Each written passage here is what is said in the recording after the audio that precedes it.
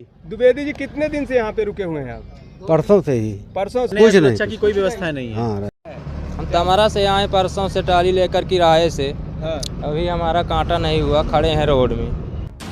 आप देख रहे हैं विराट वसुंधरा न्यूज में यज्ञ प्रताप सिंह। इस खबर के साथ खबर मध्य प्रदेश के रीवा जिले के गोविंदगढ़ क्षेत्र की है, जहां पर किसानों की धान की फसल तैयार होकर बिचने के लिए खरीदी केंद्र पर पहुंच चुकी है। यहां पर आलमे है, कैमरामैन को बताऊंगा, यहाँ पे फोकस करेंगे।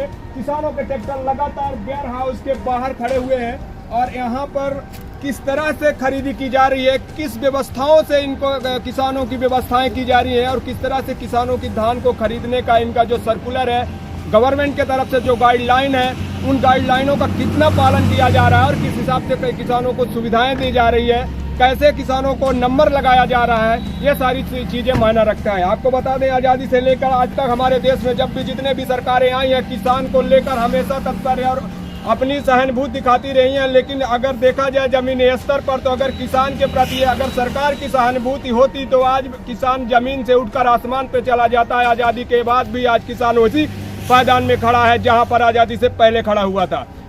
कई किसानों का आरोप है, यहाँ पर हमारे पास उनकी बाइट है कि मैं 3 दिन 4 दिन 5 दिन से यहाँ पर बैठा हुआ हूँ और हमारी खरीदी नहीं की गई है। क्या उनका आरोप है, किस तरह से उन्होंने बोला है, ये उनकी प्रॉब्लम है। मेरा मकसद किसी को बदनाम करना नहीं और न किसी की छवि खराब करना है, लेकिन मेरा मकसद सिर्फ ये है कि अगर किसी को जमीनी स्तर पर प्रॉब्लम है, उस प्रॉब्लम को उच्च अधिकारी तक पहुँचाने का मेरा कर्तव्य है और उसी कर्तव्य के लिए मैं यहाँ पर उपस्थित हुआ हूँ।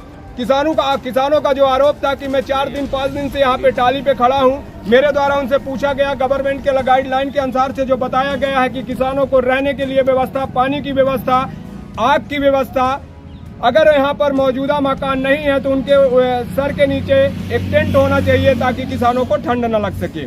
इन सभी चीजों को जब मैंने किसानों से रूबरू होकर बात की तो किसानों ने सिरे से नकार दिया। अब इसी की पुष्टि करने के लिए यहाँ पर जो समिति प्रबंधक है, मैं उनसे बात करता हूं। हालांकि प्रबंधक के द्वारा क्या कहा गया है, क्या नहीं कहा गया है, किसानों का आरोप कितना सत्य है और कितना असत्य है, ये प्रबंधक बताएंगे। प्रबंधक कितना अपना पक्ष रखेंगे और अपना बचाव करेंगे, ये प्रबंधक से मैं बात करता हूं। और किसानों ने जो स्पष्टीकरण दिया है वो किसानों की बात है। किसानों को जब यहाँ पर मैं बुलाने का प्रयास किया, यहाँ के जो प्रबंधक है उनके द्वारा बुलाया गया कि मेरे सामने बुलवा दो, तो किसान यहाँ से नजरत नजर आए। इससे क्या समझा जाए, या तो यहाँ के प्रबंधक का भय उनके अंदर इतना है कि वो इनसे डर कर साइड हट रहे हैं, या फिर वो प्रबंधक के सामने आना नहीं चाहते हैं। आरोप क्या है ये मैं किसी स्पष्टीकरण नहीं कर सकता हूँ, लेकिन जो आरोप है वो बहुत संगीन और गंभीर है। इस पर चिंतन करना यहाँ के प्रबंधक का विशेष रूप से दायित्व होता है। बताइए, क्या नाम है आपका? अनिल कुमार चतुर्वेदी। अनिल कुमार चतुर्वेदी जी, यहाँ पर जो किसानों ने आरोप लगाया है उस पर आपका क्या खंडन है? उस पर जो आरोप लगा गलत है, क्योंकि मेरे द्वारा यहाँ क्या है, किसानों के रहने की व्यवस्था है, पानी की व्यवस्था है, लाइट की व्यवस्था है, रुकने की व्यवस्था है।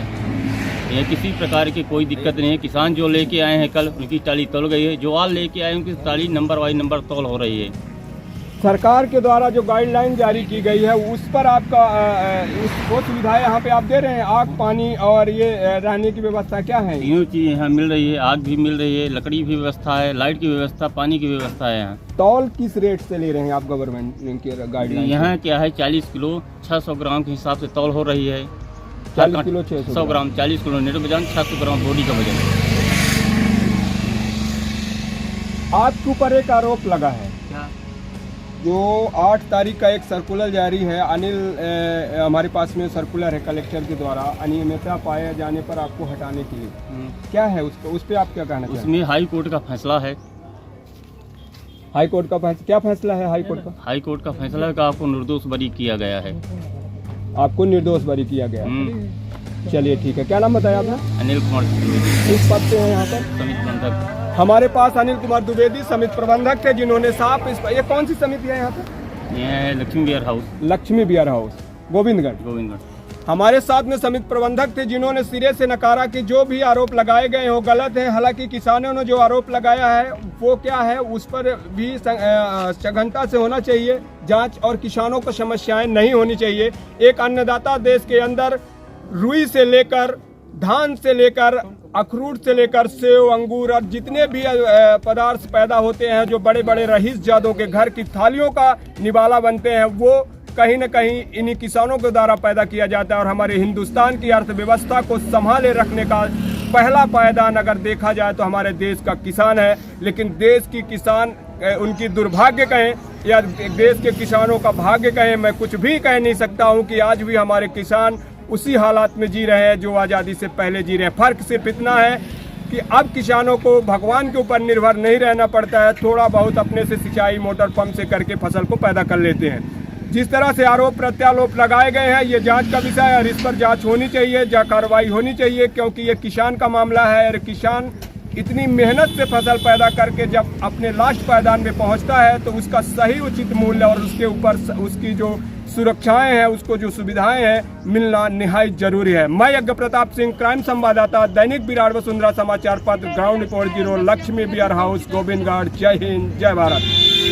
अरुण जी कहाँ से आए हैं आप? हम आए हैं तमरा से। तमरा से। ये बताइए, धान खरीदी केंद्र में आप अपना धान लेके आए हैं, कितने दिन से आए हैं यहाँ पे? हम आज 2 दिन से हैं सर। 2 दिन से। कोई रहने होने की व्यवस्था या रहने की व्यवस्था कोई नहीं सर, अपना व्यवस्था स्वयं करके आते हैं और कुछ व्यवस्था नहीं है। तो आप 2 दिन से क्यों यहाँ वेट कर रहे हैं? 2 दिन से नहीं तोला जा रहा है? माल सर अंदर उठ नहीं रहा, जगह नहीं है, बोलते हैं कि जगह नहीं है। वहीं कर्मचारी बोल रहे हैं सर, प्रबंधक तो यही है, अभी भी यही है।